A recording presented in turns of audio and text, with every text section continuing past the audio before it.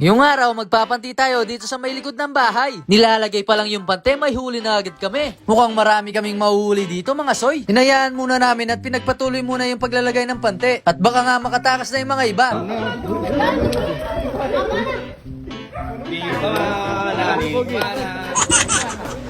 Pinapalibutan nga ito para wala nang makatakas ng mga isda. Ginagawa ito para makulong sila sa loob, para wala na sila madaanan pa palabas. Pagkatapos nga nito, pwede nang kunin yung mga sumabit na mga isda.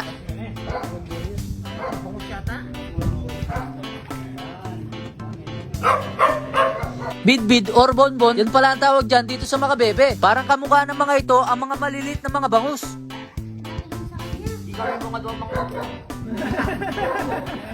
Pagkatapos nga tanggalin ng mga ito, ididikit na sa pader ang ating panti. Ginagawa ito para mahuli pa yung mga isdang nasa loob. At ayan na nga mga soy, may sumabit ng tilapia.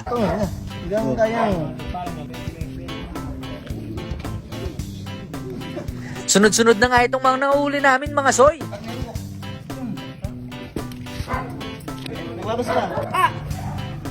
Mukuna mo lang din, ako rin niya. Pero gone, nilawid ako mo. At dito nga ay marami na kami nahuli mga isda.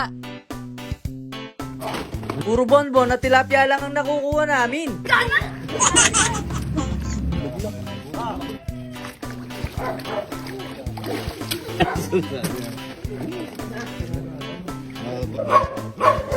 Kung titignan sa malayo itong bonbon, para talagang isang bangus. Masarap daw ito, lalo na pag iyong dinaing. Tapos isasawsaw mo sa sukang mahanghang. Nyama na kanita, soy.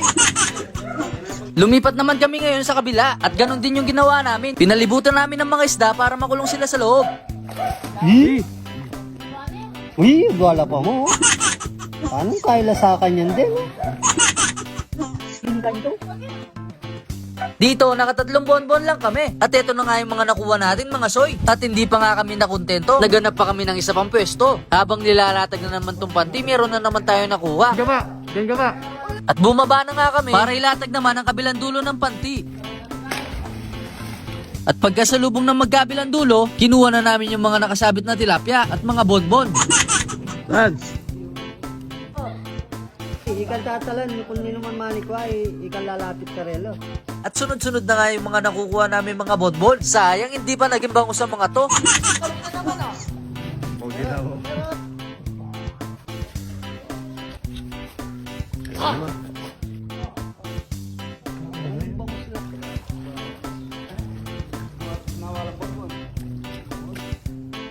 At tumaon na nga kami. Ito na pala yung mga nakuha namin mga isda, mga soy. Nakalahati din namin itong dala namin pisnet. At iba pa yan sa mga nauna namin nakuha. Sinawaking bonbon, mga soy.